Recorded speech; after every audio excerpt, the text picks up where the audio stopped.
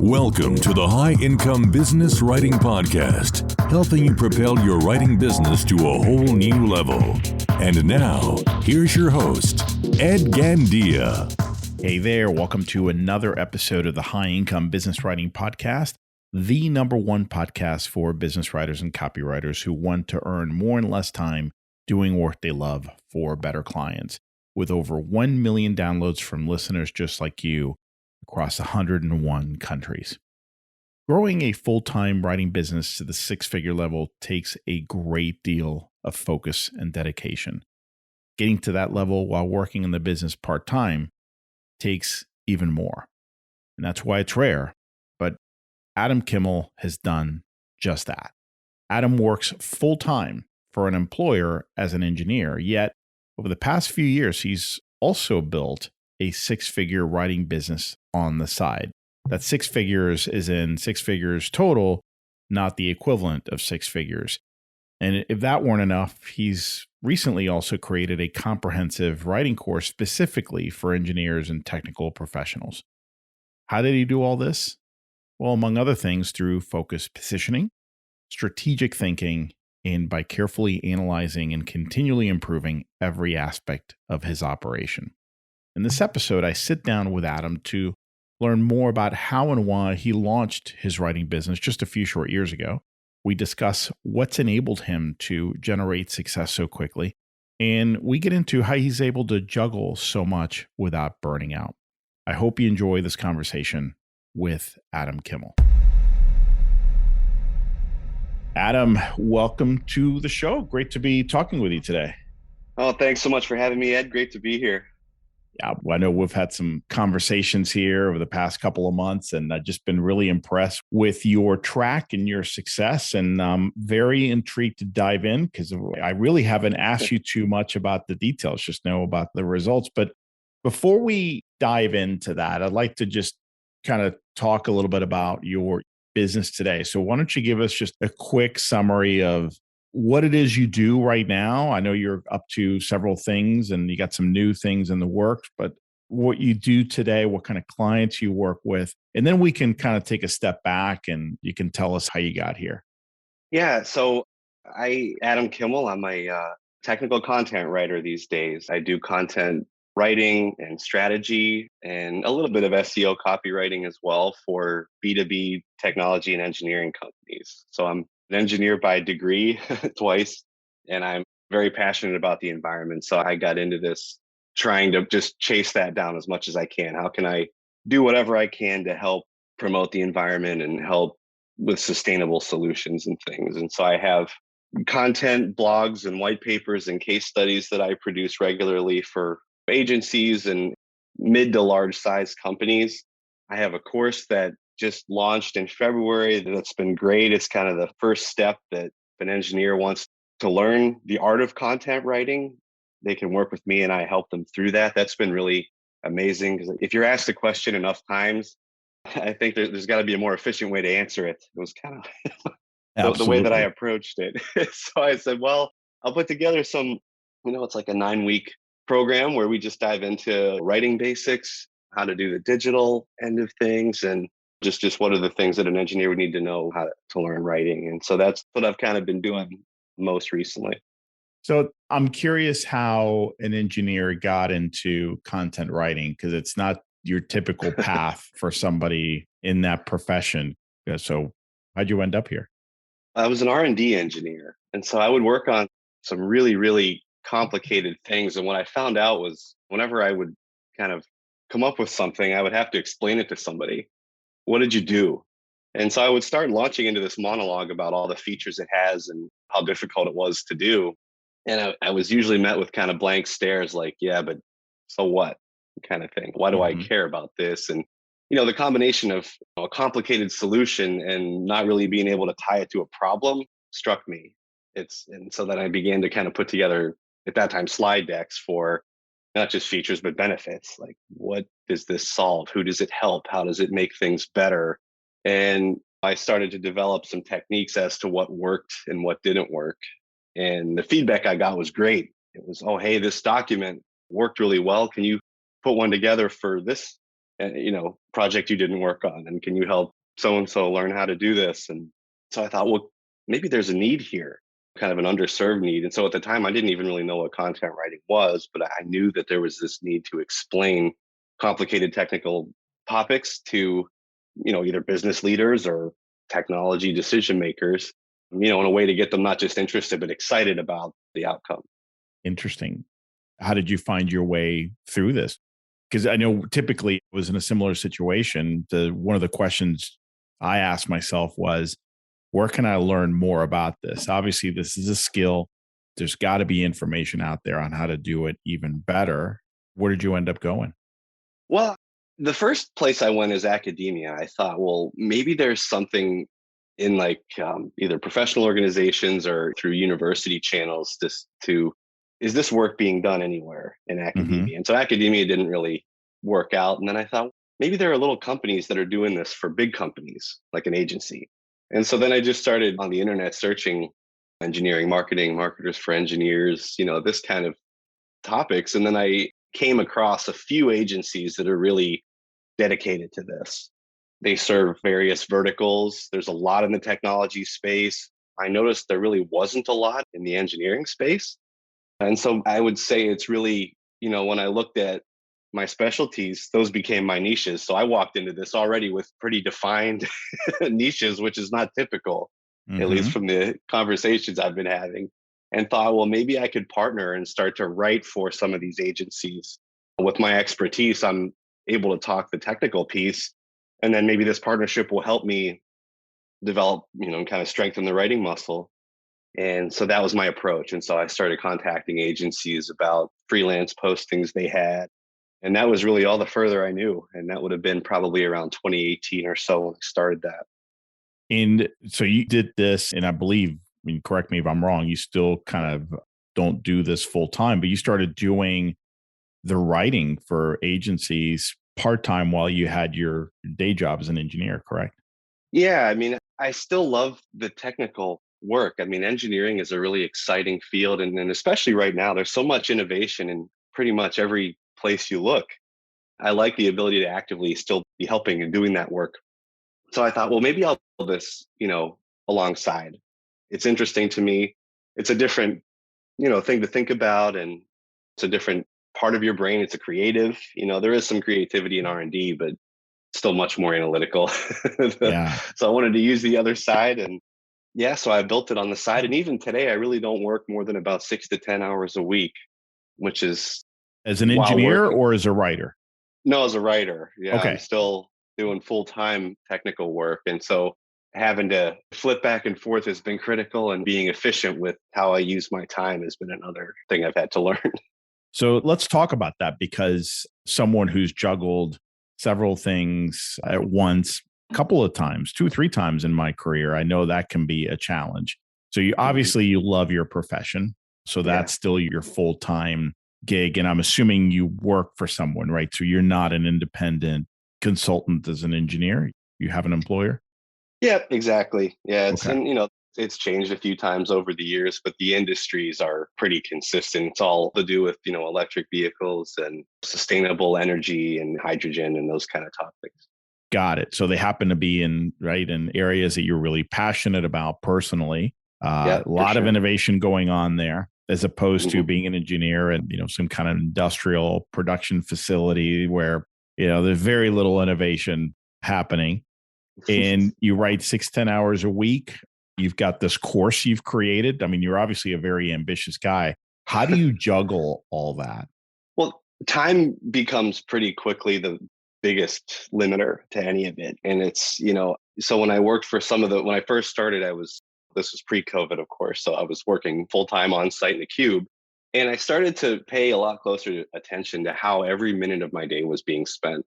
How long is my commute to and from? How long is somebody sitting in my office talking about whatever it is, either, relevant things to work or non-relevant things to work? And one of the companies I work for had multiple sites, and I spent a lot of my day driving between different buildings. Sometimes there would be some travel involved. And so, where is all the time going? And I quickly figured out that I could probably unlock, I don't know, 4 to 5 hours a week by optimizing the kind of business I worked for. So it was all about increasing flexibility. So every move I made increased flexibility Hmm. in terms of how that work got done. And, fortunately, as your career progresses, it's not such a critical thing to be in chair. I mean, you can do your work anywhere. And I think COVID has taught us a lot of, not most, but a lot of jobs can certainly be done remotely. And I began to seek that, say, all right, well, how can I still do what I love to do in a way that provides me this extra time? And so that was really the first layer. And after that, it was more being efficient while working. So, what tasks can I do or do I have to do with writing that no one else can do? So, to write in my voice, it's got to come from me. But are there other tasks that I can get some help with? And so, I have started to get some virtual assistant support, and I have a researcher that does a great job helping me with some of the topics that I write about. Not all of them, but based on expertise, she's able to help with a ton of just kind of that front end research work to kind of prep articles for me to write versus me having to do all of that myself. Interesting. Interesting.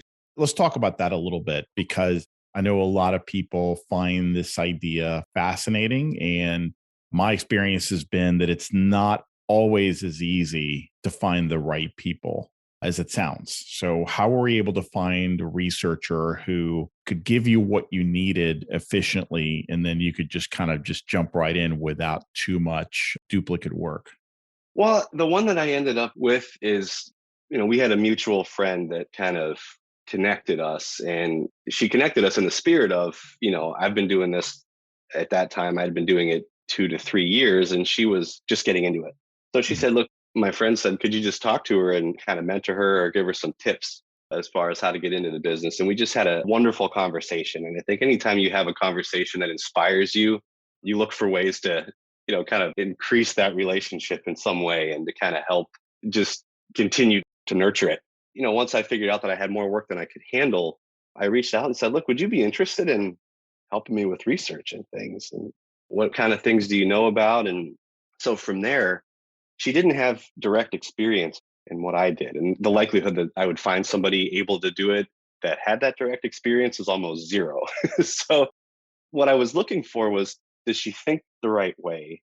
Does she know? I mean, science has got to be there, but I think her background was in kind of biochemistry. Well, that was a niche that I didn't write about before. So along the way, once I figured out that she thought the right way, she shared a similar value system, kind of believed in the mission I was trying to do. This was a way I could expand my vertical markets to include some of the biochem topics. But the key thing was the match, the personality match. Can we communicate effectively? Does she take direction? Does she, adapt to the style that I need and things? And I mean, all those boxes were checked. And so then it's just about what are the extras that come with it? And so with that came another niche that I could use in my portfolio. What kind of projects are you typically working on? I'm sure it's a wide variety of things, but is there a concentration in two or three different types of projects? Yeah, a lot of what I get requests for is one blog post. I think to the point you made earlier about the construction industry, I mean, there hadn't been innovation, I mean, at least disruptive innovation in a while, but with technology, the IoT is starting to reach there as well. So, as far as autonomous construction equipment and things like that. And so I'll get a company that's just starting to wake up to what content might be able to do for them due to some of this disruptive innovation. And they'll ask me for a blog post. Hmm. And the first thing I have to tell them is like, one blog post is not going to change the game for you. Yeah. Unfortunately, no matter how well we do, it just is going to take more than that. And so I try to take the request for a blog post and at least convert it into a mini campaign of like a pack of 3 blog posts. I mean, that Hmm. you can get some momentum around that, cross link to each other and get some traction around some recent content that's related, but all around the same topic. And then I begin to start talking about their strategy. Well, do you know what your value prop is? Do you know how much content you think you need? Is there something you're getting ready for or a product launch that you want to help generate some excitement about? And so there is kind of this interview process that happens. But then typically after that, so from that blog post request, I'll at least have kind of an intro pack of 3 or so that I'll start with. And that builds credibility. It strengthens a relationship and helps me be able to ask, all right, what else can we do here? How can we partner together more? Have you written a white paper yet? And a lot of times the answer is either, yeah, we write them all the time, or what's a white paper? Yeah. So it's kind of one or the other end of the spectrum. white papers are a great way for thought leadership. And I think the type of content I write lends itself to long form. So the blog posts are going to have to be, I mean, you can't get much done in 300 to 500 words in my experience. So it's got to be at least 700. If you have these kind of 700-word intro pieces, what about a 2,500-word white paper? And then the other one would be kind of a case study to help solidify a buying decision that they were trying to help encourage by saying, all right, well, how did this solution work for someone else? So a lot of times I can talk to subject matter experts and engineers as a peer.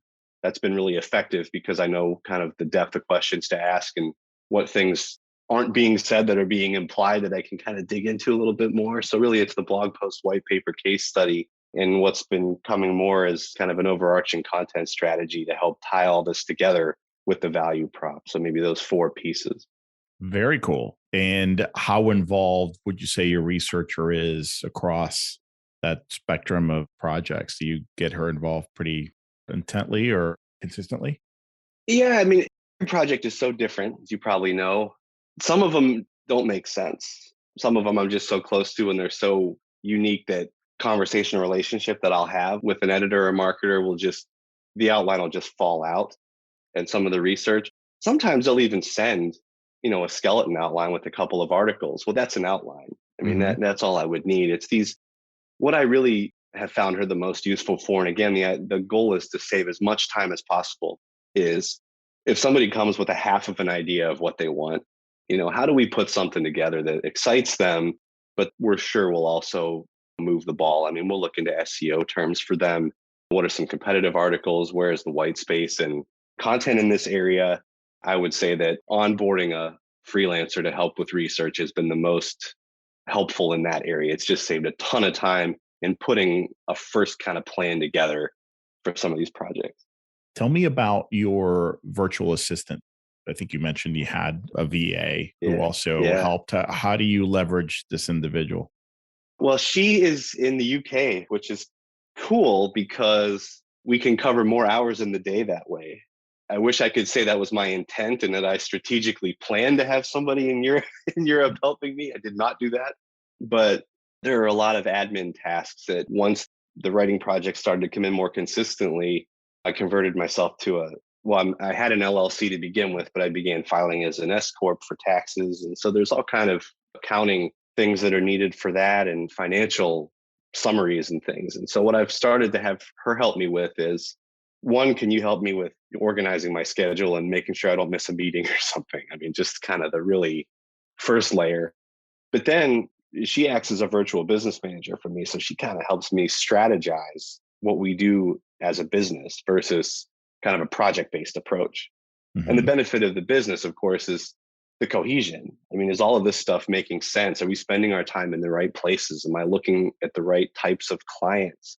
I mean, what I love to write about the most may not be the most profitable or the most business wise thing to do. So maybe there's another vertical market that could help. So she helps me talk through some of those items and strategize. And the latest thing that she's been able to help me with is kind of the financial picture of the business. How healthy are we?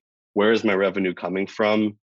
How is it broken out by content type, by client, by cut in a few different ways? Is there one time of year that's more or less impactful than another? And having that visibility has been great because it helps you Pareto, you know, are you spending your time with the right clients? And usually when you do an analysis like that, you find a bunch of clients that you spend a lot of time on without a lot of results, and maybe vice versa. So to the point of 80/20, you want to optimize who you work with. And, do you enjoy working with them? Do you like the topic?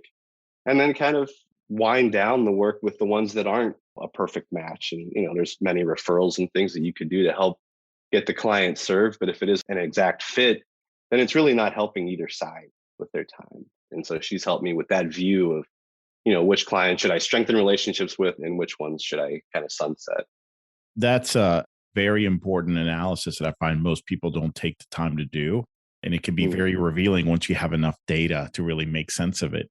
I'm just impressed that you found a VA who took a proactive approach to this because, not to take anything away from VAs, VAs are extremely valuable, but that's typically not their skill set. They're very task oriented. They need direction. To have somebody who could just, help you from a strategic standpoint is pretty impressive. Sounds like she's definitely a keeper. Yeah, absolutely. And the way that, and I've tried a couple VAs in the past and they were great. They were very collaborative, positive, helpful. The results for me were about a B to a B plus. I needed somebody to really help me with the strategy because I knew that this is a clear need and I need to leverage this, but I can't be working on the business and in the business as much as I need to. Yeah. That's where the time goes away. And so I need to be doing a little of both of those, but in the interim, how can I get support? And, one of the other aspects was the technology side. I mean, I think I'm not old yet, but it just feels like technology always locks you up at some point. And to have somebody develop systems for the business that streamline invoicing and all of these repetitive kind of tasks that happen with every client was another great thing that she was able to do. So to have somebody with a view into, all right, well, what are some tools that are out there? There's CRM tools that you can use to manage your clients. Once you have too many balls to juggle in the air at the same time individually, just put them into a CRM system that's a really low dollar amount, and then you can organize it. And then it's visible on a dashboard. I mean, I didn't even know that those things existed. So having a view into how other clients may do things has been nice. So that maybe the benefit of freelancers in general is kind of a market view of how these problems are being solved and which solution might be effective for me. I'm curious, how did you end up finding her? LinkedIn. I do almost everything on LinkedIn. Did you post something and then she responded, or you did a little bit Nope. of research and then found her? Yeah, I did a little research. I mean, I took some dedicated effort to brush up my profile. You can SEO your LinkedIn profile, by the way. I mean, Of it course. is Yeah. essential to do that. And engineers, my target clients, that's where they live. I feel like LinkedIn is consistently, second or third or lower on the list of social media platforms in general, but that's where my clients are. So I knew that early on, and that's where I go for information. And I can kind of, if I wear the subject matter expert hat, I could say, all right, well, what would I want to see? What would make me click on this profile? And so I was on there and I just began to search, for virtual assistants and things like that. And I found a few and tried them out. And then I began to look at the content they post. So it's yet another example of what types of posts was she putting out? Was this content resonating with me, her target audience? And what are the kind of terms that I would be looking for that made her pop for me? And right away, so we had an intro call and it was just clear that, again, like-minded, mission focused, I don't know, it was just a personality click. And when I figured that as soon as I saw that the skills and the personality were there, that was enough. I mean, that was, certainly enough to try. And the results were obviously really great. Very cool. I would have not thought to check LinkedIn first, but makes a ton of sense. Let's go back to what we talked a little earlier about your work capacity, because I'm just fascinated by this. You've done very, very well for yourself in a relatively short period of time. You got a lot going on. You work full time. And I'm curious, how much of a challenge has it been to just manage your capacity well? Because, you don't have a ton of wiggle room, right? You got things that take up a certain amount of time. So if you bring a new client in and you can take that on, but then an existing client suddenly has all this work, now you're kind of over capacity. So that's one of the things that so many of us struggle with week to week. How have you been able to manage that well? I think being proactive with existing customers is always important.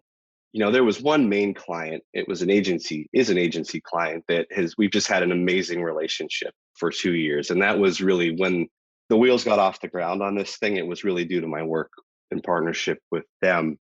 And it taught me a lot of things about why is this going well? What things make this easy? What things make them love me and vice versa? And what things would make it harder? The first thing was that they paid a reasonable fee. I mean, when we started, it wasn't exactly what figured market value would be for somebody with a master's in engineering with all this experience, but I really didn't have a leg to stand on with content writing experience. So I was willing to take a little bit less, but if you spend too much time on lower paying clients, that's inefficient. And the name of this game is efficiency for me. I have to make absolutely certain that I'm being efficient with every minute I spend there. So I would say making sure that the fee structure works so that you don't have to do 10 times the work to get the amount that you are looking for. You can do an efficient amount in a Hmm. way that is, the output is going to be better quality and you're going to be happier about it. And the relationship would be, all things get positive then. And the other one is kind of what extras are there in addition to the writing, which is really the deliverable. Is there a subject matter interview that I'll need to carve out time for? Is there SEO research that I have to do? Is there some strategy that is being asked for either directly or indirectly? Can you pitch me some topics? Well, that's time. So I think being very clear about the rules of engagement has done that. It's understanding, all right, well, what's the deliverable? What are the extras that you're going to need from me? Do you need me to find my own subject matter experts? That's become a deal breaker for me. I'm not a good journalist. I'm an engineer and introverted, and I'm not able to just go out in the world and find people to talk to me. But when I talk to subject matter experts, it goes well. So I'm happy to support, subject matter expert interviews. But what are the little extras? Like, do you need a LinkedIn post text? If this is a blog post, what are the extras? And then charging accordingly. So if there is some strategy or pitch work, there's a fee usually associated with that. I mean, that's work that I'd have to do. I'd have to leverage my expertise to find it. And time is money. So there has to be a fee associated with that. So being efficient with making sure that you're getting a return on the time spent and spending time on the things that add value to the project, I think are another one. If there's a platform that I have to learn or an email address that I need to set up, I mean, that's really not value add. So I try to resist things like that as well. Is this agency still a client of yours? Oh yeah. Yeah, Okay. they're It sounds like they're one of your bigger clients then, right? well, I mean, I would say they were, and I've made a dedicated effort to make sure that not too big a piece of the pie came from one place. Yeah. So I've That's where I really was spent, going with this. yeah, I wanted to spend time this year diversifying, which is the name of all of this too. Is I didn't like the idea. I mean, I came into the workforce in 2004, 5, right before the recession. That taught me don't hitch your wagon to one horse. Yeah. And I wanted to keep the full time job because I love it, but at some point the business decision became I'm expendable. That's my problem to solve, not theirs. So I thought, well, how do you diversify? And so that adding content writing as a discipline was one thing. But then within that, I want to make sure that I'm writing about for enough clients in case I lose one or, the work just winds down for whatever reason, like COVID. It was a huge disruption, that there's still, opportunities to make that up. And so not just individual clients, but industries. If I wrote about the technology industry and there's a chip shortage and everything stops, that isn't what happened. But if that was all the content that was about and things slowed down, I'd be in trouble. So to be able to write about construction, about alternative energy, about electric vehicles, about, I don't know, healthcare information technology. I mean, these give a lot of different options to make sure if one industry is slow, another one might be picking up. So I'll come back to my earlier question. Now that you've given us a little bit of context, you've got several clients and you've got so much time to work on this stuff. How, other than what you just shared with us in terms of being as efficient and strategic as possible, how do you make decisions? You're already pretty full for the next few weeks. Suddenly a client that you've been nurturing comes back and says, actually, we could use you like right now. And this is not an easy decision because it's not as easy as saying, sorry, I'm too busy. Let's say it's a big name. How do you make that decision? I think setting the relationship up from the very beginning is important. And I don't know this because I didn't, kind of grow up in journalism, but it really felt like the relationship between writers and editors was a really one-way street. And I think the best way to make sure that you can have capacity for who you want to have capacity for is to change that dynamic off the very first conversation. I mean, establishing a good rapport. I use words like partnership. And like, how can we partner for content? How can we, it isn't me with my hat out looking for, hey, can you pay me to write something? It's, how can I help you achieve your goal by providing this service? Yeah. And I think framing it in terms of partnerships has really been an unlock. And it's so simple. And it sounds like, why would that make such a huge difference? But the dynamic of the relationship at the very first couple conversations is everything. And, setting the expectation of, like when we're talking, I'll put in like my standard, timeline is 2 weeks. I can't promise anything earlier than 2 weeks. Okay, there's rush fees and things available if the need arises, but my standard has got to be 2 weeks because of existing workloads.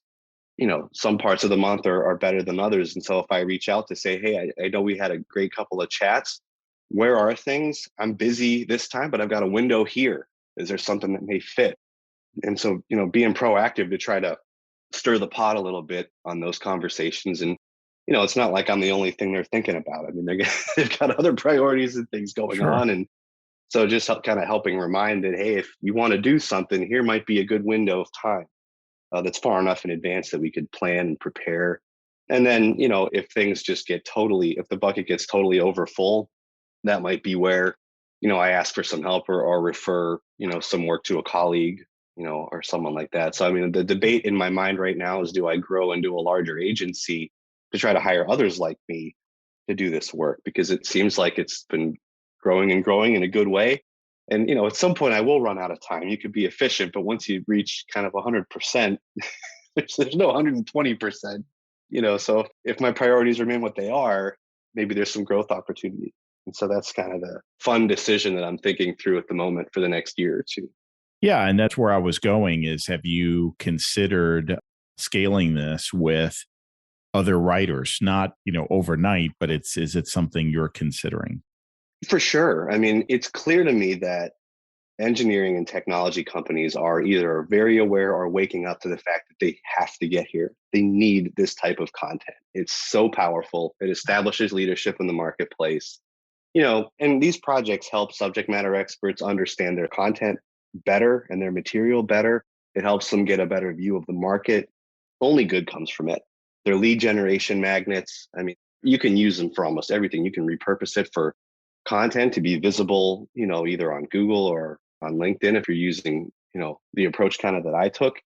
The problem is finding engineers that know how to write or write the way that I want them to has been a real challenge. And I think that's the balance and the argument that I'm having in my own head right now is kind of, am I able to find enough people? I would love to find writers that write like me in disciplines that I don't know about.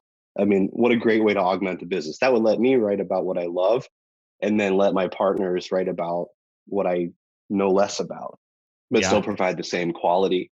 The problem is there aren't that many, which is again why I created the course. I thought I need to help people that understand that there's this need and that this is an opportunity to, you can take your degree and maximize the ROI a little bit more and increase it. That's kind of the other thought I had was I have these degrees. I mean, how much more mileage can I get out of them? Maybe I could learn content writing. I mean, if others have this idea to pivot their careers, I'll probably have to teach them to do it to write the way I want them to write. And so that's really the goal. It's to see how much interest there is and how much growth opportunity there is in some of these different verticals. Well, I think it sounds to me like one of the big reasons why you've been so successful and you've been able to get here so quickly is the fact that you really leveraged your background, your experience, your skill set in your positioning. Like you incorporated that as the key element of how you position yourself. And it's a very attractive value proposition if you go to the right market and you stayed very, very focused. The downside is if you're going to scale, that's the reason why it was so attractive. Is these agencies, these companies, they can't find people with your background who can also write well, and you're having, the same difficulty. So I think you're right. I think it's just a matter of how do we train the people who have the right education, the right skill set. How do we get them up to speed as quickly as possible? It's going to have to come from where you came from, right? And like you said, you couldn't really find that much when you launched. So it's great that you're putting something together that can help people get up to speed. So tell us just real quick about the course. How's it structured? Who's it's for? What do they get out of it? Yeah, I mean, I've kind of found that it's easier to teach the engineer to write than the other way around. And so it's really geared for engineers mostly, but also technical marketers and people that, have a view of the technology in an industry. How do you put that into written form in a digital marketing kind of context? So it's a 9-week format and it teaches, some writing basics, about how to tell a compelling story, but then also how to understand who you're writing for, who is your target audience, what elements should you include if you're writing, to persuade or to inform, a technical decision maker.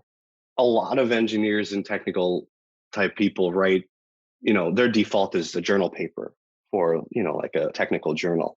So super big words, almost like thesis defense type of stuff. And it's less that and more, what are the benefits of this? And so learning how to master the subject matter expert interview, I think, is one of the biggest pieces of that. So it's in module like 3 or 4 of the 9 weeks where we really get into, all right, this is how engineers think. I'm well suited to speak on this topic, as I could say how things, there's been this tension between engineers and marketers that engineers are a little bit mistrusting. So how do you get over that? How do you come from a place of, look, I'm trying to help and I need you to help me understand that? I mean, there's male and female dynamic, differences in subject matter experts. So it's diving into that a little bit too. But so how to manage that, and also putting together, a piece of content. So the course, the last, kind of third of it walks through applying the principles to a polished, portfolio ready piece of digital content, just to kind of, act as a case study for the principles that we've taught. And it's really exciting. And it's something that I've had a lot of, questions about over the years. And so that's really who it's for. It's not necessarily for the most advanced. It's really the first step that I think a technical marketer or an engineer should take if they see this need, if they want to pivot to either add skills to their existing role or do it full time, pivot to doing freelance writing or writing for their company in a marketing role. This would be a great first step to take. That's awesome. Where can listeners learn more about the course? Where can we send them? So my website is askconsultingsolutions.com, and there's a link right in the header for the course. It says course, and then the website has, details about me, my portfolio. I'm based in Milwaukee, so it has, some of the about things, a little bit more on my story. And yeah, so the website's probably the best place to go. Perfect. We'll make sure to include that in the show notes. This has been great, Adam. I just love to hear about your story, how you got here. It's inspiring. And it goes to show that, look, you don't have to come from a journalism background or even a marketing background to do well in this business. You could take a career, any career, in your case, engineering. And as long as it's an industry that's producing content, that's creating products and services that need to be marketed and sold, then it really lends itself to some of that. In this case, especially in business to business, it's really going to be the writers who have that background who are going to be way ahead of those who may have even better writing chops, but don't understand the profession, the industry, or don't know how to think the way their prospects or the target audience thinks. Yeah, that's a great point. I think the course, more than anything, teaches how to think like an engineer and how to speak in a way and write in a way that resonates with that kind of audience. That's the biggest hurdle. I get that question. How do engineers think? I just don't really understand subject matter experts. All I have is awkward conversations with them. I can't figure them out.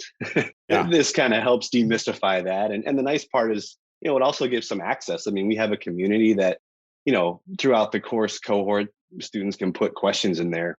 Ask me anything. You can ask me as a subject matter expert or as a writing kind of coach. So I can help on either side of that. But engineers are a different breed. There's no question. We think differently and we, approach problems differently. But understanding how to untangle and unlock that is a really important skill that I think I've tried to help the students learn. Well, wonderful, Adam. Thanks for coming in today. Appreciate you taking the time to speak with us. And thanks for sharing your insights and knowledge with us and your story. Yeah, thanks so much. It was great to be here. The High Income Business Writing Podcast is a production of B2B Business Launcher. Learn more at b2blauncher.com.